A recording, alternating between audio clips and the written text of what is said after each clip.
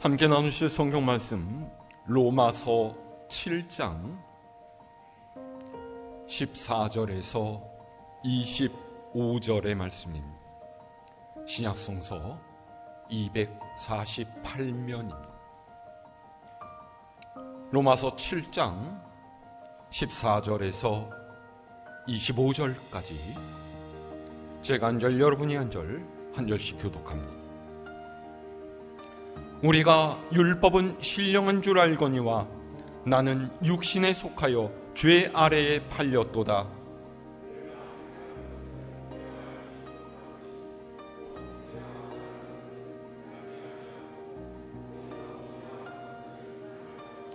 만일 내가 원하지 아니하는 그것을 행하면 내가 이로써 율법이 선한 것을 시인하노니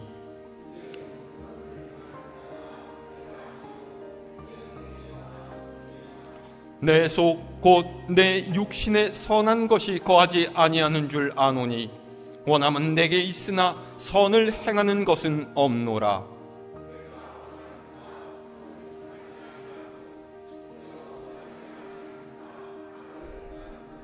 만일 내가 원하지 아니하는 그것을 하면 이를 행하는 자는 내가 아니요 내 속에 거하는 죄이니라.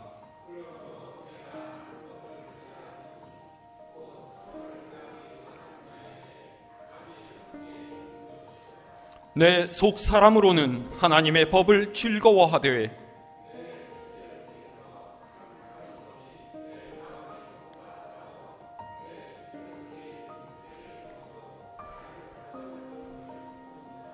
오호라 나는 곤고한 사람이로다. 이 사망의 몸에서 누가 나를 건져내랴.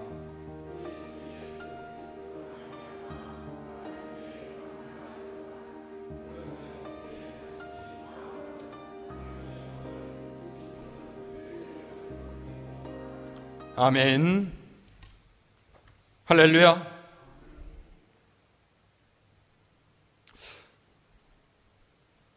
오늘 우리가 읽은 로마서 7장은 죄의 문제에 대해서 이야기하고 있습니다. 사실 죄라고 이야기를 하면은 보통의 사람들에게는 이 죄라고 하는 것이 굉장히 생소하게 들리기 마련이에요. 왜요? 사람들은 보통 죄를 우리가 살아가고 있는 사회 내에서 법의 처벌을 받을 만한 범법 행위를 가리킨다라고 생각하기 때문입니다. 그런데 믿는 사람들에게 있어서는 죄가 좀 다릅니다. 죄가 무엇입니까? 오늘 새벽 기도회 때도 제가 말씀을 드렸는데 죄는 하나님으로부터 내가 벗어난 것을 뜻합니다. 다시 말해서 하나님을 섬기며 살도록 지음받은 인간이 그의 자리를 벗어나서 하나님 대신 다른 것을 섬기며 사는 것이 바로 죄라는 거예요. 그런데 사실 많은 사람이 죄를 죄라고 인식하지 못합니다. 왜입니까? 사람 안에 있는 죄성이 그를 자연스럽게 죄로 이끌어가고 죄를 행하며 사는 것을 당연하게끔 여기도록 만들기 때문이에요. 우리가 욕심이 죄를 낳고 죄가 장성한 즉 사망을 낳는다라는 말씀 알고 있지 않습니까? 그러니까 죄는요 욕심과 굉장히 밀접한 관계가 있어요. 그러면 욕심이란 것 무엇입니까? 하나님께서 내게 허락하신 것에 만족하지 못하고 무엇인가를 자꾸만 더 하려고 하는 것이 욕심이에요. 어떤 사람들은 건전한 욕심이 인생의 발전을 가져온다라고 말을 하지만은요, 건전한 욕심이라는 이 말 자체가 사실 어폐가 있는 거예요. 왜요? 오늘날의 사회에서요, 내가 욕심을 내서 더 많은 것을 얻어내고 누린다고 하는 것은요, 다른 사람에게 돌아가야 할 몫을 빼앗는다라는 뜻이기 때문이에요. 그러면 혹 어떤 분은, 아니, 내가 열심히 일해서 더 많은 것 가지려고 하는 게 문제입니까? 그러면 그게 공산주의랑 다를 바가 뭐가 있어요? 이렇게 말할 수도 있어요. 열심히 일하는 게 문제가 아닙니다. 다만 더 많은 것을 얻기 위해서 하나님의 뜻을 나몰라라 하고 이웃을 내팽개치면서 죄를 짓게 되는 것이 문제인 것이죠. 할 수만 있다면 불의와 불법을 저질러서라도 내 이익을 추구하려는 마음가짐이 죄로 들어가는 출발점이라는 거예요. 우리가 욕심대로 살다 보면요, 필연적으로 죄와 만나게 되는 지점이 있습니다. 내 이익을 포기하고 하나님의 뜻을 지킬 것인가, 아니면 잠시 눈과 귀를 닫고서 죄로 빠질 것인가 선택해야 되는 갈림길에 서게 되죠. 그런데 10중 8구 우리는 이 죄의 유혹을 견뎌내지 못합니다. 그래서 죄의 길에 슬며시 발을 들여놓고 그렇게 살다 보면 점점 죄에 익숙해져 가게 되는 거예요. 정치인이나 공무원이요, 왜 뇌물수수나 부동산 거래 혹은 신도시 개발 계획 같은 부정부패를 일삼을까요? 처음에는요, 자신에게 주어지는 아주 조그만 이득을 내가 힘써서 얻은 이 자리에서 그저 작게 얻을 수 있는 보상 같은 거라고 생각을 해요. 사회에 그렇게 큰 무리를 일으킬 만한 것도 아니고 아는 사이끼리 서로 도와주고 끌어준 그런 약간의 호의 같은 것이라고 여기는 거죠. 그런데 그것이 한 번, 두 번, 세 번 계속되다 보면요, 점점 몸집을 불려갑니다. 그러면 죄를 짓는데도 담대함이 생겨나는 거예요. 결국 나중에는 죄를 죄라고 여기지 않게 되고, 그러다 보면은 나중에는 자신이 수습할 수 없는 거대한 구렁텅이에 빠져 있다라는 걸 발견하게 되죠. 이게 바로 죄가 장성하며 사망에 이른다라는 말이에요. 사도 바울은 연약한 인간이 죄 때문에 겪는 어려움을 오늘 말씀을 통해서 아주 절절하게 이야기하고 있어요. 자, 오늘 14절에서 17절의 말씀 다시 함께 읽어볼까요?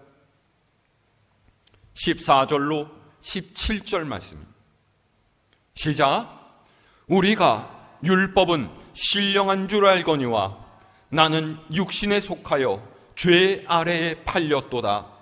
내가 행하는 것을 내가 알지 못하노니 곧 내가 원하는 것은 행하지 아니하고 도리어 미워하는 것을 행함이라. 만일 내가 원하지 아니하는 것을 그것을 행하면 내가 이로써 율법이 선한 것을 시인하노니 이제는 그것을 행하는 자가 내가 아니요 내 속에 거하는 죄니라. 아멘. 사도 바울은 율법이 어떤 역할을 하고 있는지를 믿는 사람들에게 설명하라고 굉장히 많은 애를 썼습니다. 왜냐하면 지금까지 유대인들은요, 율법을 지킴으로 인해서 구원을 얻게 된다라고 여기고 율법을 지키는 일에 목을 메고 살았기 때문이에요. 율법은 하나님께서 죄에서 벗어날 수 없는 사람에게 신앙의 안내서이자 지침으로 주신 것인데, 사람은 그 율법을 의인과 죄인을 구별하는 기준으로 만들어버렸죠. 본래 율법은 선하고 인자하신 하나님의 사랑을 드러내는 것인데, 그것이 사람의 죄를 드러내게 되니까 율법을 엄격하고 두려운 하나님 심판의 잣대로 여기게 된 거예요. 바울이 14절에서 율법은 본디 선한 것이지만은 육신에 속한 자신은 죄 아래에 팔렸다라고 이야기하죠. 그러면서 이어서 15절에서는 내가 행하는 것을 내가 알지 못하니 곧 내가 원하는 것은 행하지 않고 오히려 미워하는 것을 행한다라고 해요. 말이 좀 어지럽죠? 무슨 뜻이에요? 우리는 마음으로 주님을 닮아가고 싶어 합니다. 사랑하고 용서하고 겸손하게 섬기며 살아야겠다, 그렇게 생각해요. 그런데 일상의 삶에서는요, 이와 반대로 내가 미워하고 하지 말아야 하겠다라고 생각하는 못된 일들을 또 하고 있다라는 것이죠. 왜 이렇습니까? 선한 것을 쫓아가려고 하는 우리의 의지가 우리를 죄로 이끄는 우리 안의 죄성을 이기지 못하기 때문이에요. 사실 믿는 이로 살아가는 우리는요, 이런 갈등의 상황을 너무나 많이 겪습니다. 성령의 인도를 따라서 사는 삶과 육신을 쫓아가려고 하는 죄성은 서로 맞서는 관계예요. 그런데 우리가 주님을 향한 믿음을 고백하고 교회에 다니며 예배를 드린다고 해서 이 죄성을 벗어낼 수 있는 게 아닙니다. 그리스도인이 되었다라고 하는 사실이 우리를 모든 죄의 유혹에서 떠나게 만들지는 않아요. 세상의 발을 딛고 사는 우리는 늘 죄의 유혹에 시달립니다. 다시 말해서 믿음을 고백한 이후에도 여전히 우리는 죄와 싸우며 살아야 한다라는 거죠. 아니, 오히려 믿음을 고백한 이후에 죄에 대항해서 벌이는 이 싸움은 훨씬 더 치열해져 갑니다. 그래서 사도 바울은 이것을 평생을 달려야만 하는 마라톤으로 비유하기도 했어요. 어떤 분은요, 우리는 행위가 아닌 믿음으로 구원을 받는 것이 아닙니까? 죄 속에 살더라도 나한테 주님을 믿는 믿음만 있으면 뭐가 문제가 되겠어요? 그렇게 이야기하기도 하시죠. 맞는 말입니다. 그런데 믿음은 행함과 떨어질 수 없는 거예요. 믿음이 있으면 그 믿음에 걸맞는 삶의 열매를 맺어야 합니다. 죄를 짓고서도 그걸 아파하지 않고 부끄러워하지 않고 나는 주님을 믿으니까 괜찮다라고 말하는 것은 그 믿음 진짜가 아니라는 거예요. 가장 나쁜 신앙생활은요, 죄를 죄로 여기지 않는 거예요. 아무렇게나 살아가면서 나는 구원받았고 평안하다라고 말하는 것이고요, 늘 다른 사람에게 상처를 주고 함부로 말하면서 나는 말씀대로 살기 위해서 노력하고 있다라고 하는 거죠. 주일마다 예배 드리는데 열심을 내고 매일같이 성경을 읽고 새벽 기도회 때 빠지지 않고 나와서 기도한다라고 해서 무슨 소용이 있습니까? 삶이 바뀌질 않는데요.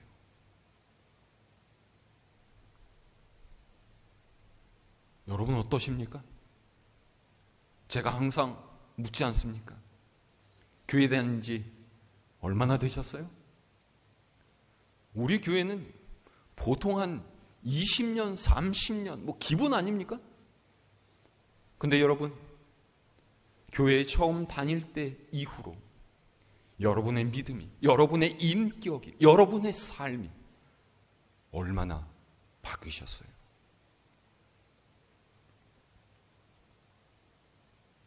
삶이 바뀌지 않는 사람은요, 말씀 앞에 자신을 돌아보지 않는 굉장히 불성실한 그리스도인이에요. 사도 바울처럼 치열하게 주님 앞에 순종했던 사람도 오늘 말씀처럼 치열하게 죄와 싸우고 있다라는 것 우리는 생각해야 돼요. 하나님께서는 죄를 미워하세요. 죄와 함께 살아가면서도 나는 평안합니다 라고 말하면은 그 평안, 하나님께서 주신 평안이 아니에요. 16절에서 17절 보세요. 바울은요, 내가 행하는 죄로 인해서 율법이 선하다라는 것을 인정한다라고요. 무슨 말이에요? 사람이 율법 앞에서 자신의 죄를 알아차리게 되죠.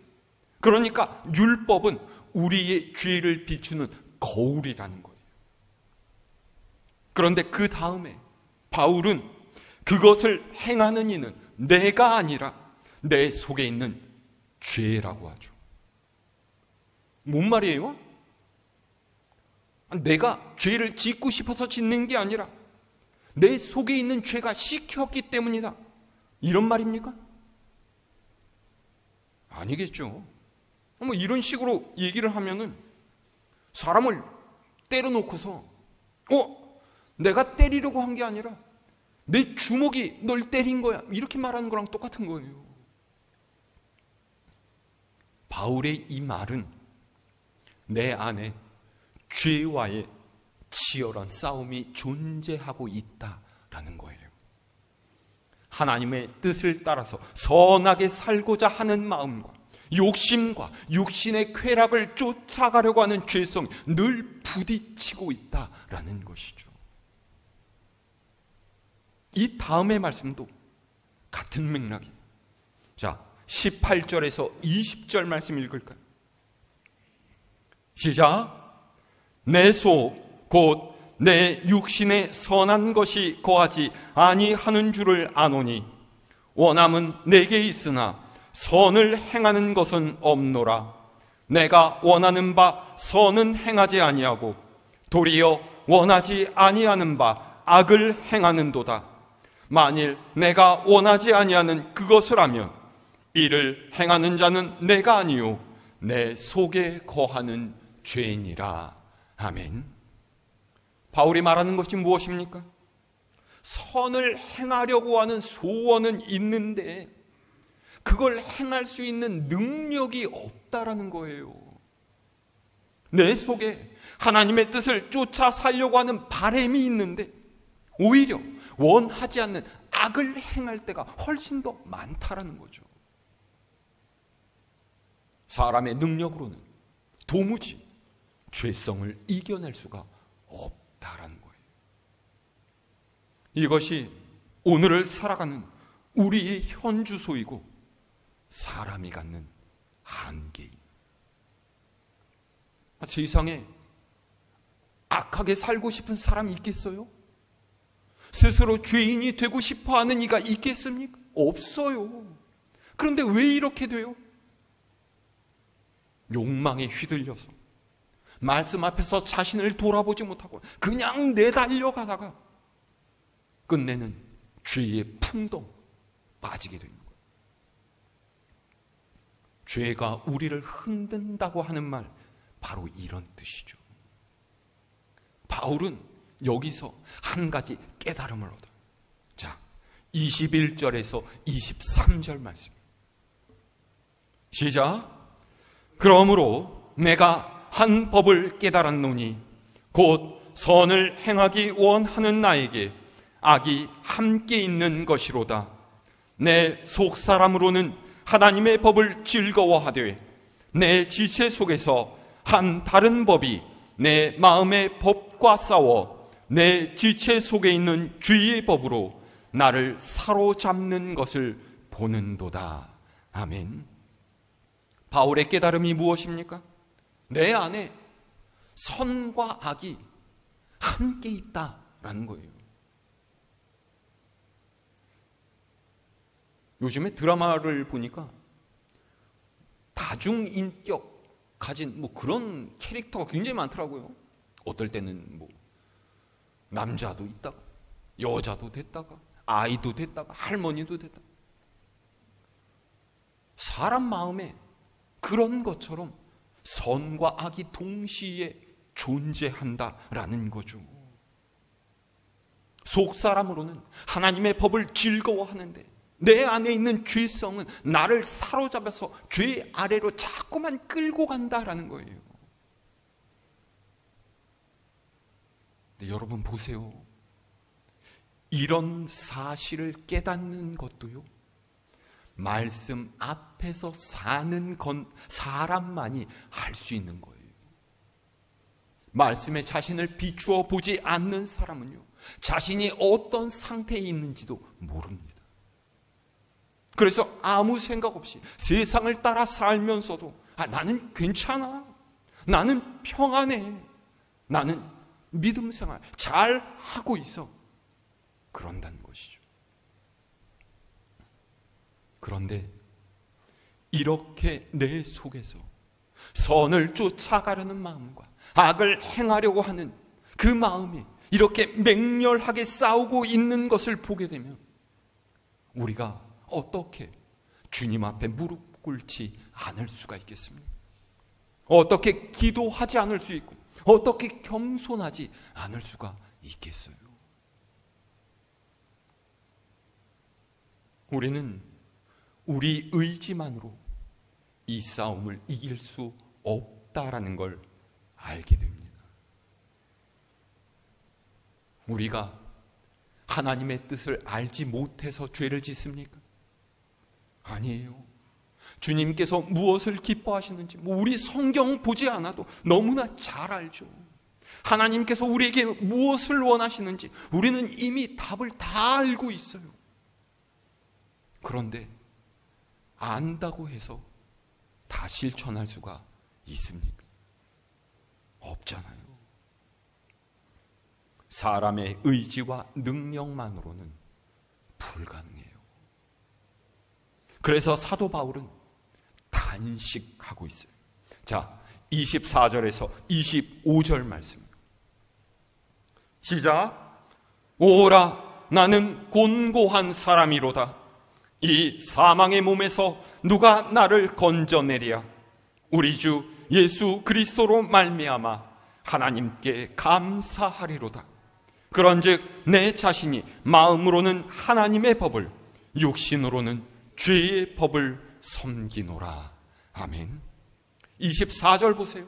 사도 바울이 우리보다 죄를 많이 지었기 때문에 이렇게 탄식하겠습니까? 아닐 거예요. 믿음으로 살아가려고 몸부림치면서도 내 속에서 작용하는 죄를 보게 되고 마음으로는 원하지 않지만은 결국은 죄를 따라 행동하게 된다는 것을 알고 바울은 안타까워하고 있는 것이죠. 그래서 바울이 얘기하고 있는 게 무엇입니까? 주님으로 말미암아 우리를 구원하시는 예수님 때문에 하나님께 감사한다라는 거예요. 하나님께서 예수님을 보내주시지 않았다면 우리는 이 죄의 문제에서 영영 헤어나오지 못했을 것이고 모두 죽을 수밖에 없었을 것이기 때문입니다. 그래서 오늘 이 문제에 대해서 바울이 8장 맨 앞에서 이렇게 결론 내리고, 자, 오늘 말씀 아래 8장 1절에서 2절 말씀 함께 읽을까요? 시작. 그러므로 이제 그리스도 예수 안에 있는 자에게는 결코 정죄함이 없나니 이는 그리스도 예수 안에 있는 생명의 성령의 법이 죄와 사망의 법에서 너를 해방하였습니다. 아멘. 바울이 뭐라고 해요? 예수 그리스도 안에 있는 자에게는 정죄함이 없다라는 거예요. 아멘. 주님 안에 있는 생명의 성령의 법이 죄와 사망의 법에서 우리를 해방시켰다라는 것이죠. 우리가 저지른 죄를 주님께서 담당하셨고 우리에게 성령을 보내어 주심으로써 죄의 사슬을 끊고 하나님의 뜻대로 살아갈 수 있는 길을 열어주셨다라는 거예요. 이게 구원이고 은혜이지 않습니까? 사람은 절대로 풀 수 없는 문제를 주님께서 해결하셨고 우리에게 새로운 소망 가운데 믿음으로 살 수 있게 하신 거예요.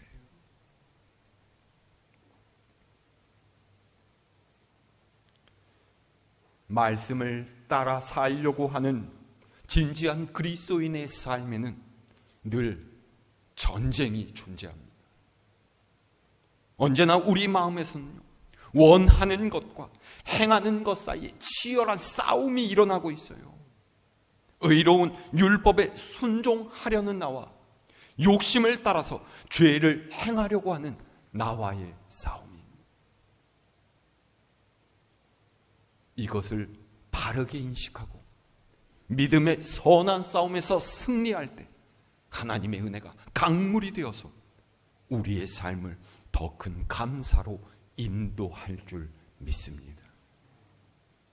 그러니 여러분, 날마다 치열하게 싸워서 이겨내십시오. 죄의 유혹을 마음에서 몰아내세요.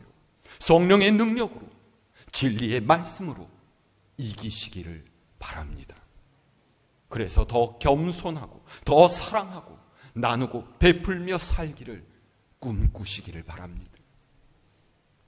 시험에 져서 죄의 노예가 되면 안 돼요.